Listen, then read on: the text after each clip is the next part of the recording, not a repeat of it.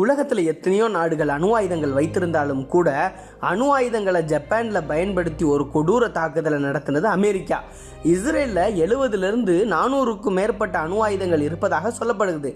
ஆனால் இந்த 2 நாடுகள்கிட்ட இருக்கக்கூடிய அணு ஆயுதங்கள் பாதிப்பு இல்லையா, ஈரானில் இருக்கக்கூடிய அணு ஆயுதங்கள் தான் பாதிப்பை ஏற்படுத்தும் அப்படின்னு சொல்லி ஒரு போரை நடத்தி கிட்டத்தட்ட இன்னைக்கு ஈரானோடு மட்டுமல்லாது வளைகுடாவே பத்தி எறியக்கூடிய நிலைக்கு ஆளாக்கியிருக்கு இந்த அமெரிக்காவும் இஸ்ரேலும் இணைந்து. வெறும் பயணத்திற்காக மட்டும் விமான சேவை பயன்படுறதில்லை, அங்கே வேலை பார்க்கக்கூடிய எத்தனையோ நபர்கள் உள்ளூரில் அவங்க வீட்டில் இறந்துருந்தா கூட உடனே வர்றதுக்கு விமான சேவைகள் பயன்பட்டுக்கிட்டு இருந்தது.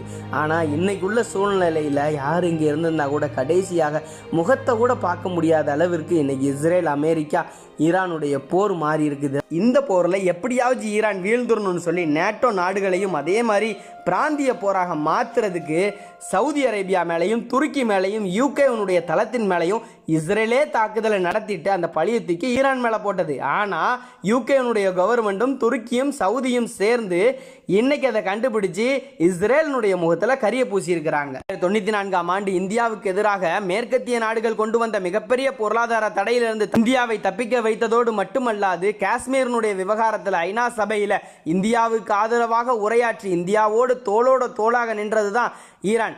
அப்படிப்பட்ட இஸ்ரேலோடு இருக்கும் உறவை விட ஈரானோடு இருக்கும் உறவு பலம் வாய்ந்ததும் அதே நேரத்தில் பழமையானதும் கூட.